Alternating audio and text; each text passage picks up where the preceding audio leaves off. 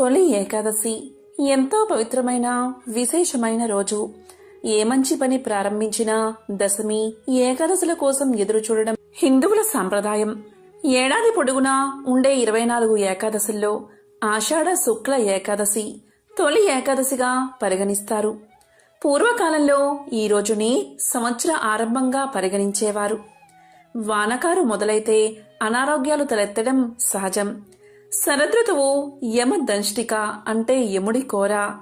ఉత్తరాయణం కన్నా దక్షిణాయనంలో పండుగలు పబ్బాలు ఎక్కువ. లంకనం పరమ ఔషధం అనే ఉపవాస దీక్షకు నాంది ఈ తొలి ఏకాదశి. మరి ఎంతో పవిత్రమైన విశేషమైన ఈ తొలి ఏకాదశిలోగా ఈ కథలను విన్నా, చదివినా, చెప్పినా, వినిపించినా జన్మల దోషాలు పాపాలు తొలగిపోతాయి, కోటి జన్మల పుణ్యం కలుగుతుంది. మరి ఆ కథలేంటో ఇప్పుడు ఈ వీడియోలో తెలుసుకుందాం. ఆషాఢ మాసము శుక్లపక్ష ఏకాదశి నాడు విష్ణుమూర్తి పాల కడలిపై యోగ నిద్రలోకి వెళ్లే సందర్భాన్ని తొలి ఏకాదశిగా పరిగణిస్తారు. స్వామి నిద్రించే రోజు కాబట్టి దీనిని శయన ఏకాదశి అని కూడా అంటారు. సతీ సక్కుబాయి ఈ శయన ఏకాదశి నాడే మోక్షప్రాప్తి పొందింది. తొలి ఏకాదశి నాడు రోజంతా ఉపవాసముండి రాత్రికి జాగారం చేసి మర్నాడు ద్వాదశి నాటి ఉదయం విష్ణుమూర్తిని పూజించి తీర్థ ప్రసాదాలు స్వీకరించి ఆ తరువాత భోజనం చేస్తే జన్మజన్మల పాపాలు ప్రక్షాళన అవుతాయని నమ్మకం. ఈరోజు యోగనిద్రకు ఉపక్రమించే విష్ణువు మళ్లీ 4 నెలల తర్వాత కార్తీక శుద్ధ ఏకాదశి నాడు మేల్కొంటాడు అంటారు. అందుకే ఈ ఏకాదశిని పద్మ ఏకాదశి అని కూడా పిలుస్తారు. ఈ యోగ నిద్ర అనేది భూమిపై రాత్రి సమయాలు పెరుగుతాయి అన్నదానికి సూచన. తద్వారా ప్రజల్లో నిద్రా సమయాలు పెరుగుతాయి. భవిష్యోత్తర పురాణంలో కృష్ణుడు ధర్మరాజుకు ఈ ఏకాదశి మహత్యాన్ని వివరించాడని ఉంది. దీనినే ఉత్తాన ఏకాదశి అంటారు. ఆ తర్వాత రోజు వచ్చే ద్వాదశిని క్షీరాబ్ది ద్వాదశి అని పిలుస్తారు. ఈ 4 నెలల కాలాన్ని పవిత్రంగా పరిగణించి అందరూ చాతుర్మాస దీక్ష నిర్వహిస్తారు. తాళజంగుడు అనే రాక్షసుని కుమారుడైన మురాసునితో యుద్ధంలో గెలవలేక అలసిపోయిన విష్ణువు తన శరీరం నుంచి జనింపజేసిన కన్యకనే ఏకాదశి అంటారు. ఈ ఏకాదశి వ్రతాన్ని ఆచరించి రుక్మాంగదుడు మోహిని రూపంలో వచ్చి ఏకాదశి పూట పొందుకోరిన రంభను తిరస్కరించాడట. ప్రస్తుతం మఠాధిపతులు సన్యాసం తీసుకున్నవారు మాత్రమే ఈ వ్రతాన్ని ఆచరిస్తున్నారు. చాతుర్మాస దీక్ష చేపట్టినవారు 4 నెలల పాటు ప్రయాణాలు చేయరు. కామ క్రోధాలను విసర్జిస్తారు. ఆహారం విషయంలో కొన్ని నిషేధాలు పాటిస్తారు. జొన్న పేలాలు బెల్లము కలిపి దంచి పిండి చేస్తారు. రైతులు ఈ రోజున ఖచ్చితంగా పేల పిండి తింటారు. మరి ఎంతో విశేషమైన ఈ ఏకాదశికి సంబంధించిన ఈ కథను వింటే చాలు జన్మల దోషాలు తొలగి కోటి జన్మల పుణ్యం కలుగుతుంది. అశ్వమేధ యాగం చేసిన మహాపుణ్యం మీకు కలుగుతుంది. మరి ఆ కథ ఏంటో ఇప్పుడు ఈ వీడియోలో తెలుసుకుందాం. పూర్వం ఒకానొకప్పుడు కాశ్మీర రాజ్యాన్ని సత్యవ్రతుడు అనే రాజు పరిపాలించేవాడు. ఆయన తన పేరుకు తగ్గట్టుగా ప్రవర్తించేవాడు. అతని రాజ్యంలో ధర్మం 4 పాదాల నడుస్తూ ఉండేది. ఎవరి వృత్తి ధర్మాలను వారు పాటించేవారు. రాజ్యంలో ఎక్కడా అధర్మం, అన్యాయం అనేవి లేకుండా ఉండడంతో ప్రజలంతా సుఖంగా ఉండేవారు. ఒకసారి సత్యవ్రతుడు ఇలా అనుకున్నాడు, మానవులు కేవలం ఈ లోకంలో మాత్రమే సుఖంగా ఉంటే చాలదు, పరలోకంలో కూడా సుఖంగా ఉండాలి. దానికి ఉన్న ఉపాయం ఒక్కటే, అదే దైవారాధన. దానికి తోడుగా సత్కర్మలు కూడా ఆచరించాలి. నా ప్రజలంతా పరలోకంలో కూడా సుఖాలను అనుభవించాలి అంటే దైవచింతన ఏ విధంగా చెయ్యాలి అని ఆలోచించాడు. ఒకనాటి ఏకాదశి రోజు సత్యవ్రతుడు ఉపవాసం చేసి దైవ ధ్యానం చేస్తున్నాడు. తన ప్రజలంతా పరలోకంలో సుఖాలను పొందడానికి ఉపాయం ఏమిటా అని ఆలోచించసాగాడు. ఇలా ఆలోచిస్తున్న సమయంలో సాక్షాత్తు విష్ణుమూర్తి సత్యవ్రతుని ఎదుట ప్రత్యక్షమయ్యాడు. అప్పుడు మహారాజు మహావిష్ణువుకు సాష్టాంగ నమస్కారం చేశాడు. శ్రీ మహావిష్ణువును భక్తితో ఆరాధించి ఇలా పలికాడు: స్వామి, మీ దర్శన భాగ్యం వల్ల నేను చరితార్థుణ్ణి అయ్యాను. ఏకాదశి వ్రత ఫలితాన్ని పొందాను. స్వామి, నా ప్రజలంతా కూడా మోక్షాన్ని పొందడానికి తగిన ఉపాయాన్ని సెలవీయండి అని కోరాడు.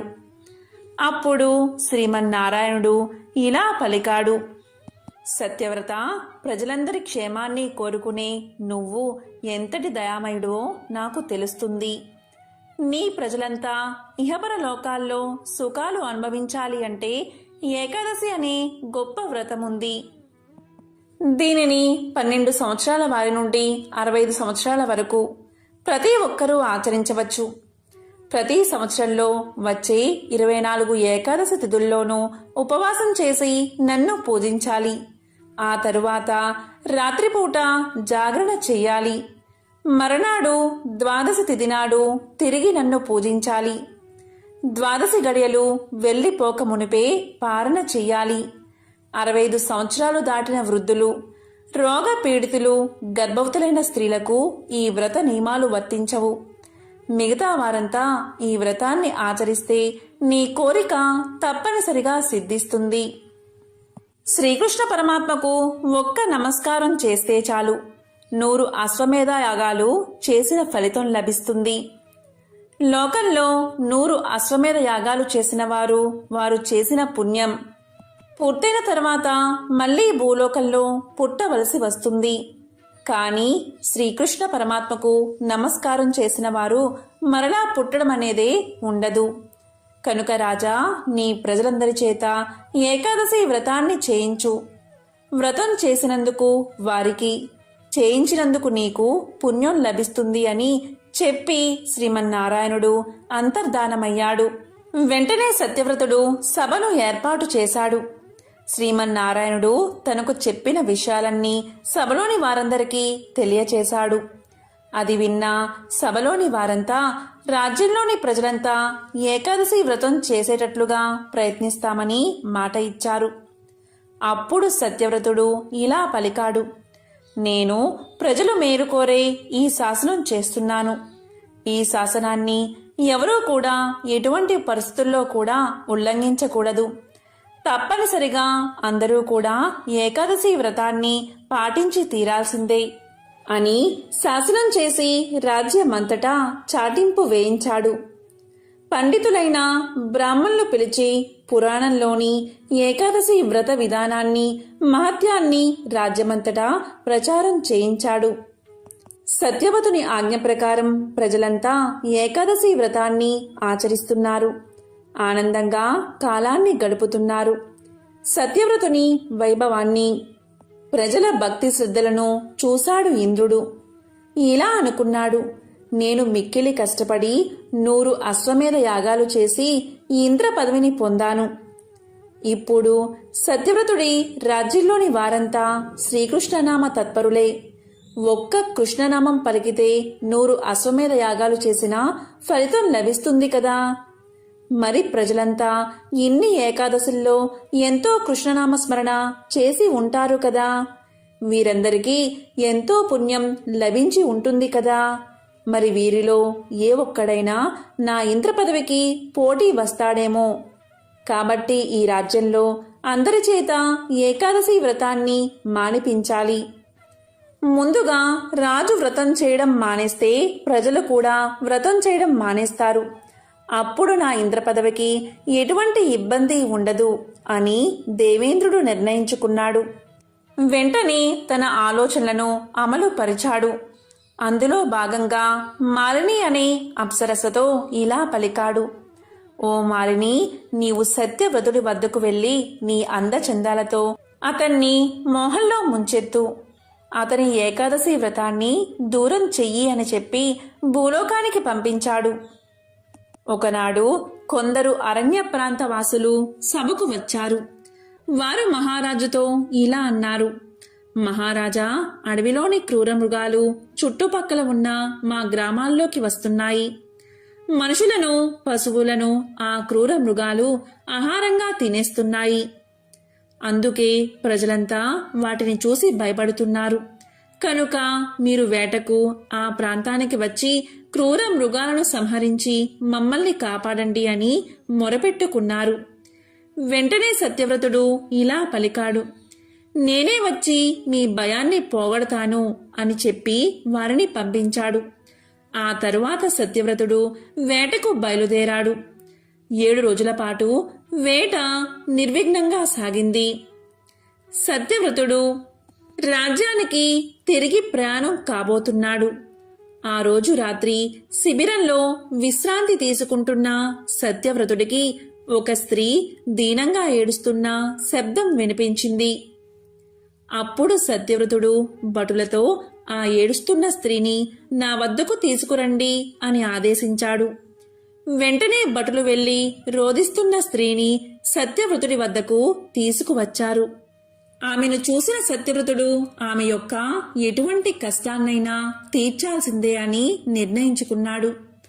అప్పుడు ఆమెతో ఇలా పలికాడు, నీ దుఃఖానికి కారణమేమిటి, నీ వివరాలు ఏమిటి అని ప్రశ్నించాడు.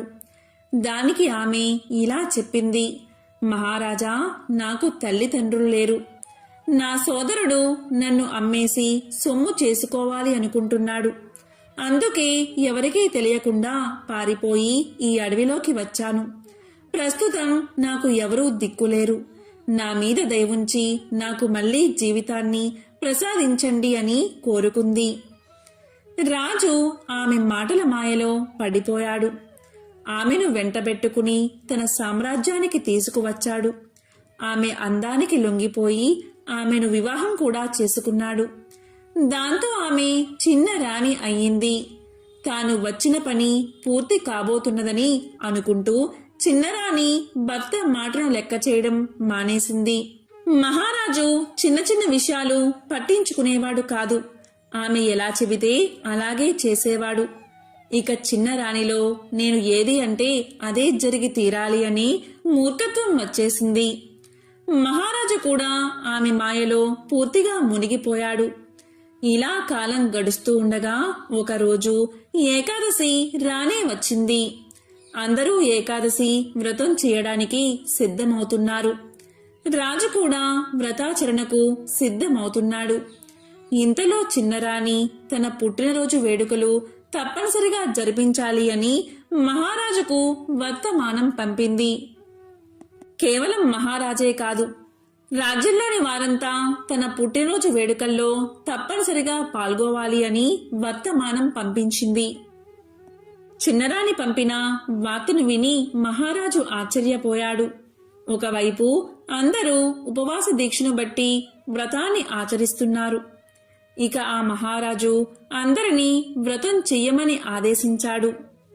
చిన్నరానికి శతవిధాలా నచ్చ చెప్పడానికి ప్రయత్నించాడు. కాని ఆమె తాను పట్టిన పట్టు విడవలేదు. ఇక మహారాజు కూడా అంతే పట్టుదలతో భార్యతో ఇలా అన్నాడు, నేను భార్య బిడ్డల్ని అయినా వదులుకుంటాను, కాని వ్రతాన్ని మాత్రం వదలను అన్నాడు. చిన్నరానికి మంచి అవకాశం వచ్చింది. అనుకున్న విధంగా రాజుతో ఆమె ఇలా పలికింది, అయితే నీ పెద్ద భార్యను, కుమారుణ్ణి బలి ఇచ్చి నీ భక్తిని నిరూపించుకో, లేదా ఏకాదశి వ్రతాన్ని ఆచరించు అని అడిగింది. అప్పుడు మహారాజు ఏకాదశి వ్రతాన్ని నేను మానలేను అనుకుని తన పెద్ద భార్యను, కుమారుణ్ణి వధించడానికి సిద్ధపడ్డాడు. పెద్దరాణ్ణి చంపడానికి రాజు ఎత్తిన కత్తి పెద్దరాణి మెడలో పూలమాల అయ్యింది. అంతే మరుక్షణమే శ్రీమన్నారాయణుడు ప్రత్యక్షమయ్యాడు. సత్యవ్రతునికి దేవేంద్రుడి దుర్మార్గం గురించి వివరించి చెప్పాడు.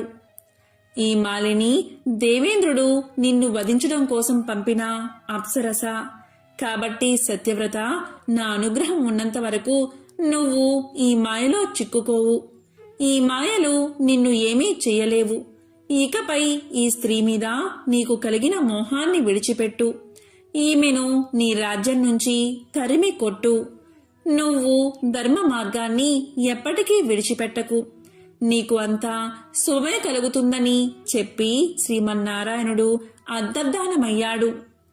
సత్యవ్రతుడు ఏకాదశి రోజు విష్ణుదేవుని దర్శనంతో పరమానంద భరితుడయ్యాడు. సత్యవ్రతుడు ఇహలోకంలో సమస్త భోగాలను అనుభవించి చివరికి వైకుంఠ ప్రాప్తి పొందాడు. తన జీవితాన్ని బతికి ఉన్నంతకాలం ప్రజాసేవకే అంకితం చేస్తూ శ్రీహరి సేవలో గడిపి ధన్యుడయ్యాడు. కాబట్టి ఈరోజు ఈ కథను విన్నా, చెప్పినా, చదివినా జన్మల పాపాలు తొలగి కోటి జన్మల పుణ్యం కలుగుతుంది, సకల ఐశ్వర్యాలు కలుగుతాయి. తొలి ఏకాదశి గురించి పురాణాల్లో ఉన్న కథ వింటే చాలు, సకల ఐశ్వర్యాలు మీకు లభిస్తాయి. మరి ఆ కథ ఏంటో ఇప్పుడు తెలుసుకుందాం. గాలవ్యముని కుమారుడైన భద్రశీలుడు జితేంద్రియుడు బాల్యం నుంచే గొప్ప విష్ణు భక్తుడు. అతని హరిభక్తికి ఆనందించిన గాలవుడు ఇలా పలికాడు. నీకు ఇంత భక్తి ఎలా కలిగింది అని అడిగాడు. అప్పుడు భద్రశీలుడు ఇలా సమాధానం చెప్పాడు. తండ్రి, నేను గత జన్మలో ధర్మకీర్తి అనే రాజుని. నా గురువు దత్తాత్రేయ మహర్షి. అతని బోధన వల్ల కొంతకాలం ధర్మబద్ధంగానే రాజ్యాన్ని పాలించాను. తరువాతి కాలంలో బాగా విలాసాలకు అలవాటు పడ్డాను. దీని కారణంగా ఎన్నో అకృత్యాలకు పాల్పడి నా ప్రజల సంగతే మర్చిపోయాను. నా ప్రజలు కూడా నాలాగే పాపాలు చేయడం మొదలుపెట్టారు. నేను ఒకసారి అడవికి వెళ్ళాను. అలసి అలసి తిరగడం వల్ల నాకు బాగా ఆకలి వేసింది. తినడానికి ఏమీ దొరకలేదు. ఒక చెట్టు కింద ఆ సమయంలో కొందరు ఏకాదశి వ్రతాన్ని ఆచరిస్తున్నారు. అలసిపోయి ఉన్న నేను అక్కడికి వెళ్లి కూర్చున్నాను. వారితో పాటే ఏకాదశి జాగరణ చేశాను. ఆ మరుసటి రోజే అంటే ద్వాదశి రోజు తెల్లవారుజామున మరణించాను. యమదూతలు నన్ను తీసుకువెళ్లి యముడి ముందు ఉంచారు. ఎంతో పాపాత్ముడైన నేను ఏకాదశి రోజున ఉపవాసం ఉండి ఏకాదశి వ్రతాన్ని కల్లారా చూసి జాగరణ చేయడం వల్ల నా పాపాలన్నీ పటాపంచలు అయిపోయాయని చిత్రగుప్తుడు చెప్పడంతో యమధర్మరాజు నన్ను వదిలిపెట్టాడు. అంతేకాదు, యమధర్మరాజు ఇలా పలికాడు. విష్ణు భక్తులను ఏకాదశి వ్రతాన్ని తెలిసి తెలియక పాటించిన వారిని సైతం యమలోకంలోకి తీసుకురావద్దని భటుల్ని హెచ్చరించాడు. దాంతో నేను చేసిన అకృత్యాలకు ఎంతో పశ్చాత్తాపపడ్డాను. అప్పుడు యమధర్మరాజు నన్ను స్వర్గానికి పంపాడు. తరువాత నా పుణ్యభాగ్య విశేషం వల్ల మీకు పుత్రుడిగా జన్మించాను. గత జన్మ అనుభవం వల్ల స్వయంగా నేనే ఏకాదశి వ్రతాన్ని ఆచరించడమే కాదు, ప్రజలందరి చేత ఈ వ్రతాన్ని ఆచరించేలా చేస్తున్నాను అన్నాడు ఆ ముని కుమారుడు. అది విన్న గాలవుడు ఎంతో సంతోషించాడు. ఎవరైతే ఈ పవిత్ర కథను వింటారో లేక చెప్తారో వారికి 7 జన్మల పాపాలు తొలగి అష్టైశ్వర్యాలు భోగ భాగ్యాలు కలుగుతాయి. ఒకసారి జైమిని మహర్షి తన గురువుగారైన వ్యాస మహర్షి దగ్గరకు వెళ్లి ఈ విధంగా అడుగుతాడు. గురువుగారు, ఏకాదశి అనే పేరు నేను చాలాసార్లు విన్నాను. ఏకాదశి గురించి మీ అభిప్రాయం ఏమిటి? మీరు ఏమనుకుంటున్నారు? ఏకాదశి రోజు ఏం చెయ్యాలి? ఏకాదశి రోజు ఉపవాసం ఉండడం వల్ల ఏం జరుగుతుంది? ఒకవేళ ఉపవాసం చెయ్యకపోతే ఏం జరుగుతుంది? ఏకాదశి గురించి పూర్తిగా తెలిపి నాకు జ్ఞానాన్ని కలగజేయండి అని జైమిని మహర్షి వ్యాస మహర్షిని కోరతాడు. అప్పుడు వ్యాసుడు చిరునవ్వు నవ్వి, మంచి ప్రశ్నే అడిగావు. రాబోయే తరాల వారికి కూడా ఈ సందేహం కలగవచ్చు. కానీ కొంతమందికి మాత్రమే తెలుసుకోవాలి అనే ఆతృత ఉంటుంది. అటువంటి వారికి ఇది బాగా ఉపయోగపడుతుంది. జైమిని మహర్షి, నేను చెప్పేది శ్రద్ధగా విను. సృష్టి జరిగిన తర్వాత భగవంతుడైన విష్ణువు పాపానికి మానవీకరణ చెయ్యదలచి పాప పురుషుణ్ణి సృష్టించాడు. జీవులు చేసిన పాపకర్మలు పాపాలను బట్టి వారికి శిక్షను విధించడం పునర్జన్మను కల్పించడం వంటి ధర్మాలు చేసేవాడు పాప పురుషుడు. ఒకరోజు విష్ణు భగవానుడు యమలోకానికి వెళ్తాడు. అక్కడ ఆర్తనాదాలు, ఏడుపులు వినబడుతూ ఉంటాయి. అది విన్న విష్ణుమూర్తి, ఎవరు వీళ్ళంతా, వీళ్ళని ఎందుకు శిక్షిస్తున్నారు అని యమధర్మరాజును అడుగుతాడు. అప్పుడు యమధర్మరాజు ఈ విధంగా సమాధానం చెప్తాడు. స్వామి, మీరు పాప పురుషుణ్ణి సృష్టించారు కదా, అతను తన ధర్మాన్ని నెరవేరుస్తున్నాడు. ఎవరైతే పాపాలు చేస్తారో వారికి శిక్షను ఇస్తున్నాడు. అందువల్లే వారందరినీ ఈ విధంగా బాధ పెడుతున్నాడు అని తెలియచేశాడు. అప్పుడు విష్ణుమూర్తి ఇలా అడిగాడు, మరి వాళ్ళందరికీ ఆ పాపాల నుండి విముక్తి ఎలా కలుగుతుంది? అనగానే యమధర్మరాజు ఇలా సమాధానం చెప్పాడు. నాకు ఎలా తెలుస్తుంది స్వామి? మీరే జగన్నాథుడు కదా, మీరే సృష్టికర్త కదా, మీరే చెప్పాలి అన్నాడు యమధర్మరాజు. అప్పుడు శ్రీ మహావిష్ణువులో ఉన్న కరుణ స్త్రీగా ఉద్భవించింది. ఆమె ఇలా పలుకుతుంది, ఎవరైతే ఈరోజు నా ప్రభువును స్మరిస్తారో, ఎవరైతే నా ప్రభువును ఆరాధిస్తారో వారు పాపాల నుండి విముక్తి పొందుతారు. ఇదే నా వాగ్దానమని పలుకుతుంది. యమలోకంలో ఉన్న వాళ్ళంతా ఈ మాటలు విని విష్ణుమూర్తిని ప్రార్థించి పాపాల నుండి విముక్తిని పొందుతారు. అప్పుడు తన నుంచి ఉద్భవించిన కరుణను విష్ణుమూర్తి ఇలా అడుగుతాడు, నీవు ఎవరు? నిన్ను ఎవరు పంపించారు అని. దానికి కరుణ ఇలా చెప్తుంది, స్వామి, నేను మీ దాసిని, ఏకాదశిని, మీ సేవలో నేను ఒక దానిని. మీలోని కరుణ స్త్రీ రూపం దాల్చితే అదే నేను అని సమాధానం చెప్తుంది. ఇంకా ఇలా పలుకుతుంది, స్వామి, దయచేసి నాకు అనుమతి ఇవ్వండి. సంవత్సరంలో ఈరోజు ఎవరైతే మిమ్మల్ని స్మరిస్తారో, ఎవరైతే మిమ్మల్ని ఆరాధిస్తారో, ఎవరైతే మిమ్మల్ని ప్రార్థిస్తారో వారికి వారి పాపాల నుండి విముక్తి లభించేలా అనుమతి ఇవ్వండి. ఎలా అయితే ఈ లోకంలో ఉన్న పాపులకు వారి పాపాల నుండి విముక్తి కలుగుతుందో అదేవిధంగా విశ్వంలో అందరికీ వారి పాపాల నుండి విముక్తి కలిగే అవకాశమివ్వండి అని ప్రార్థించగా విష్ణుమూర్తి ఆమె కోరికను అంగీకరిస్తాడు. దీని గురించి తెలిసిన జీవులందరూ విష్ణుమూర్తిని ప్రార్థించి వారి వారి పాపాల నుండి విముక్తిని పొందుతారు. ఇది చూసిన పాపపురుషుడు వైకుంఠానికి వెళ్లి ఇలా పలుకుతాడు, స్వామి, మీరు మిమ్మల్ని స్మరించే వారి పాపాలను తొలగిస్తున్నారు. ఇప్పుడు పాపులన్నవారే లేరు. మరి నేనేం చెయ్యాలి? నా పుట్టుకకు అర్థమేమిటి? జీవులు పాపాలు చేసిన తర్వాత మిమ్మల్ని స్మరించి పాప విముక్తిని పొందుతున్నారు అని పాపపురుషుడు అన్న వెంటనే విష్ణుమూర్తి ఇలా చెప్పాడు, పాపపురుష, ఇక నీ అవసరం లేదు, నా రాజ్యాన్ని వదిలిపో అన్నాడు. దానికి పాపపురుషుడు ఇలా పలుకుతాడు, స్వామి, నీవు జగన్నాథుడు, సృష్టికర్తవు, అంతటా నీవే ఉంటావు, నేను ఎక్కడికి వెళ్ళాలి అని అడుగుతాడు. దానికి శ్రీ మహావిష్ణువు ఇలా చెప్తాడు, ఎప్పుడైతే ఏకాదశి తన కర్తవ్య నిర్వహణలో ఉండదో అప్పుడు నీవు నీ ధర్మాన్ని నిర్వర్తించు. ఎప్పుడైతే ఆమె అధికారంలో ఉంటుందో అప్పుడు నీవు ఎక్కడికైనా వెళ్ళు అంటాడు. దానికి పాపపురుషుడు ఎక్కడికి వెళ్ళాలి స్వామి అని అడుగుతాడు. దానికి శ్రీ మహావిష్ణువు ఇలా సమాధానం చెప్తాడు, పాపపురుష, ఏకాదశి రోజు నీవు ధాన్యంలోకి వెళ్లి దాక్కో అంటాడు. అంటే బియ్యంలో దాక్కో అంటాడు. ఈ విధంగా శ్రీ మహావిష్ణువు చెప్పిన విధంగా పాపపురుషుడు ధాన్యంలోకి వెళ్లి దాక్కుంటాడు.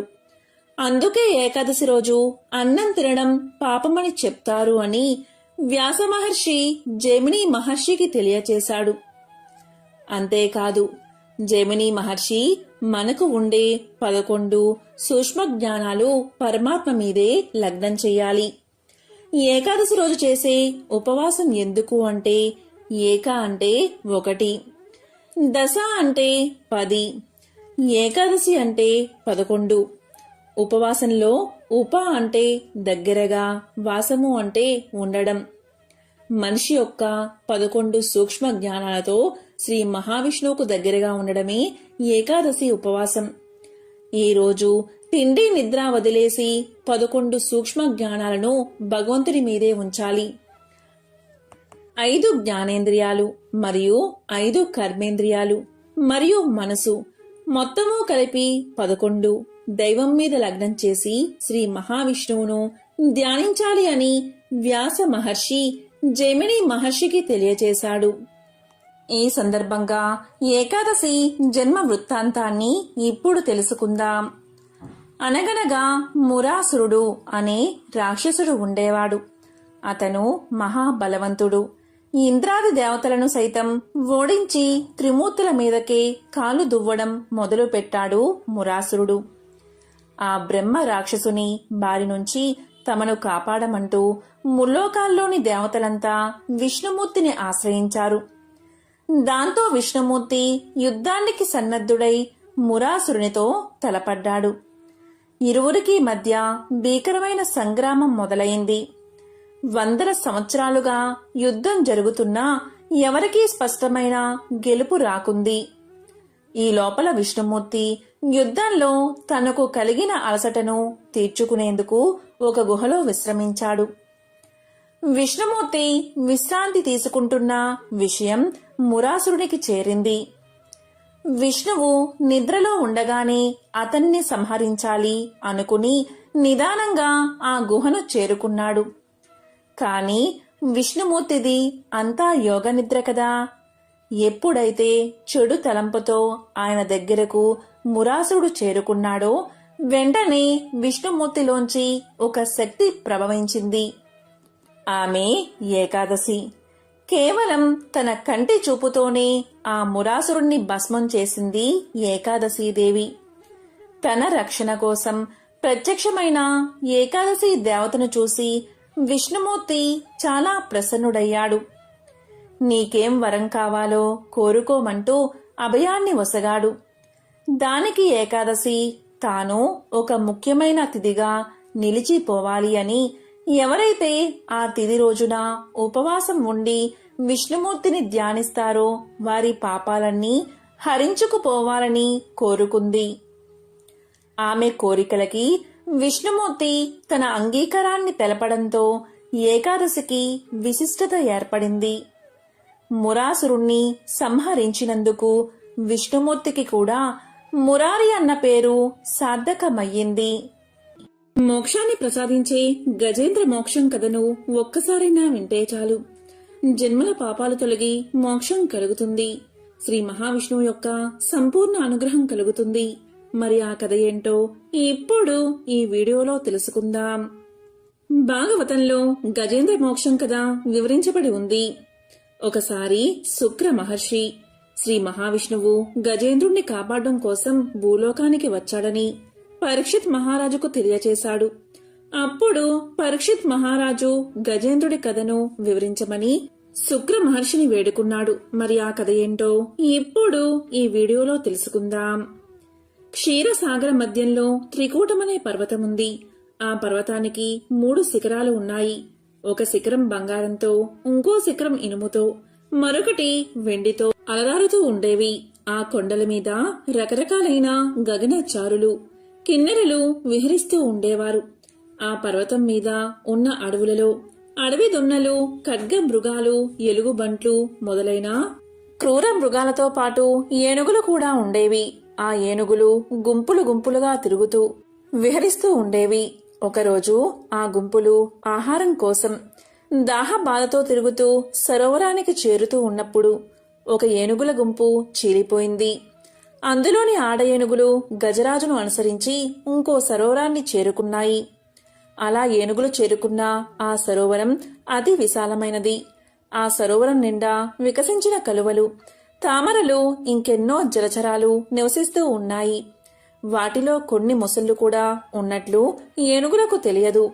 ఆడ ఏనుగులు దాహ బాధ తీర్చుకుని జలక్రీడలు జరిపి బయటకు వచ్చిన తరువాత గజరాజు కూడా సరోవరంలోకి ప్రవేశించి నీళ్లు తాగి తొండం నిండా నీరు నింపి గగనవీధిలోకి చిమ్ముతున్నాడు. ఆ విధంగా నీటిని చిమ్ముతూ ఉంటే సరోవరంలోని కర్కాటక మీనాలు రోదసిలోని మీన కర్కాటకాలను చేరినట్లు కనిపించింది. ఇలా ఆ గజరాజు జలక్రీడ జరుపుతూ ఉన్న సమయంలో ఆ చెరువులో ఉన్న ఒక ముసలి ఆ గజరాజు యొక్క కాలును పట్టుకుంది. పట్టు విడిపించుకుని తొండంతో దెబ్బ తీయాలని ఆ ఏనుగు చూసింది. వెంటనే ఆ ముసలి ఏనుగు యొక్క ముందు కాళ్ళు పట్టుకుంది. ఆ ఏనుగు తన దంతాలతో ముసలిని కుమ్మి విడిచింది.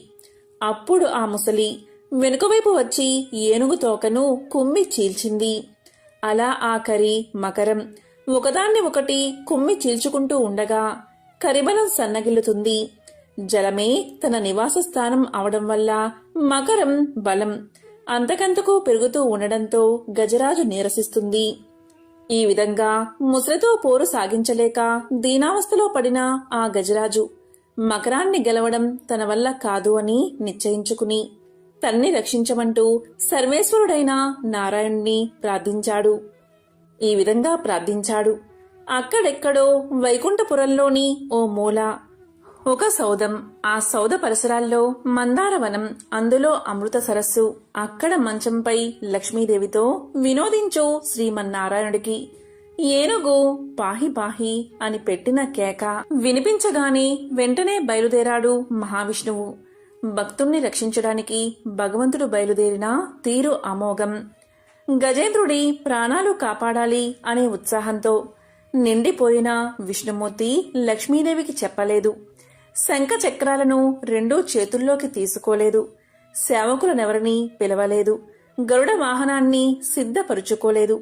చెవిదుద్దు వరకు జారిన జుట్టు చక్కదిద్దుకోలేదు. ప్రణయ కలహంలో ఎత్తిపట్టిన లక్ష్మీదేవి కొంగైనా వదల్లేదు. అలా వెళ్తున్న నారాయణ్ణి చూసి మహాలక్ష్మి తన మనసులో ఈ విధంగా అనుకుంది. ఏ దుష్ట దుశ్శాసనుడు కబంధ హస్తాల్లోనైనా చిక్కుకున్న ద్రౌపదీదేవి వంటి ఇల్లాలు మొరపెట్టుకుంటుందా? మళ్లీ పరమమూర్ఖుడైన సోమకాసురుడు వేదాలను దొంగలించడానికి వచ్చాడా? అసురులు అమరావతిపైకి దండెత్తి వస్తున్నారా? ప్రహ్లాదుడు వంటి భక్తులను హింసించే హిరణ్యాక్షుడు మళ్లీ బయలుదేరాడా అని సంశయించి ఆయన వెంట బయలుదేరింది. ఆ విధంగా గజరాజు ఉన్న సరోవరాన్ని చేరుతూనే తన సుదర్శన చక్రాన్ని విడిచిపెట్టాడు మహావిష్ణువు. ఆ సుదర్శన చక్రం విస్ఫులింగాలు చిమ్ముతూ మరుక్షణంలో సరోవరంలోకి ప్రవేశించి ఆ ముసలి తలను ఖండించింది.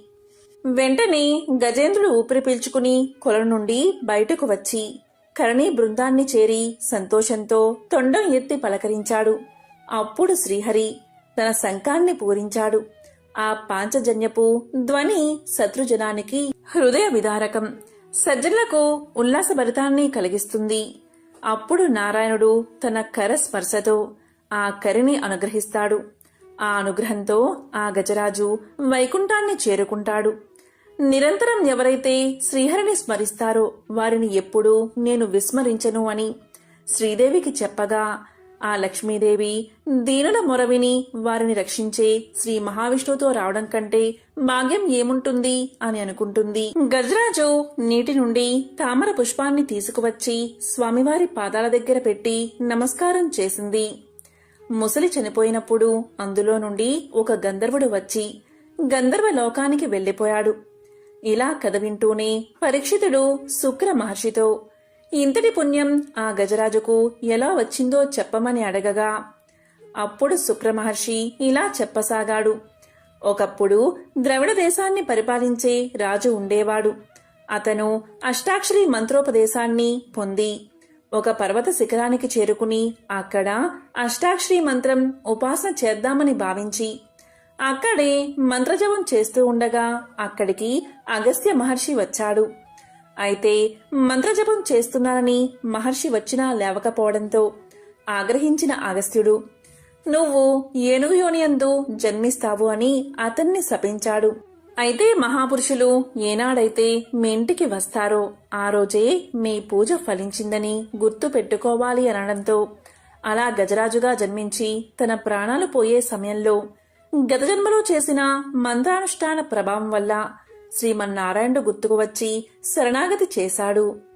ఇక గంధర్వుడి విషయానికి వస్తే, గంధర్వుడు ఒకరోజు గంధర్వ కాంతలతో నీటిలో నిలబడి స్నానం చేస్తూ ఉండగా అక్కడికి బాగా చిక్కిపోయిన ఒక మహర్షి రాగా అతన్ని అపహాస్యం చేశాడు ఆ గంధర్వుడు. గంధర్వ కాంతలు నవ్వుతారని అనుకుని నీటి లోపల నుండి వచ్చి ఆ మహర్షి కాలని లాగాడు గంధర్వుడు. దీంతో మహర్షి నీటిలోకి పడిపోయాడు. అప్పుడు ఆగ్రహించిన మహర్షి, నీకు నీటి అడుగు నుండి వచ్చి కాలులాగే అలవాటు ఉంది కనుక అలా చేసే ముసలివై జన్మించమని శపించాడు.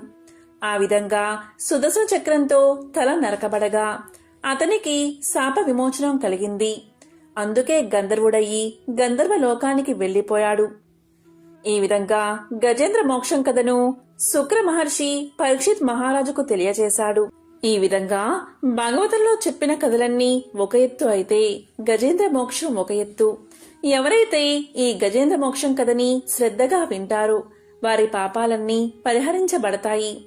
ఐశ్వర్యం కలిసి వచ్చి దరిద్రం తొలగిపోతుంది.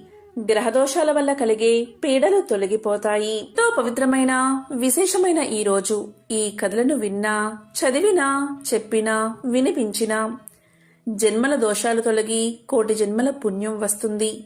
సకల శుభాలు కలుగుతాయి. ఓం నమో నారాయణాయ. ఓం నమో భగవతే వాసుదేవాయ. ఓం నమః శివాయ.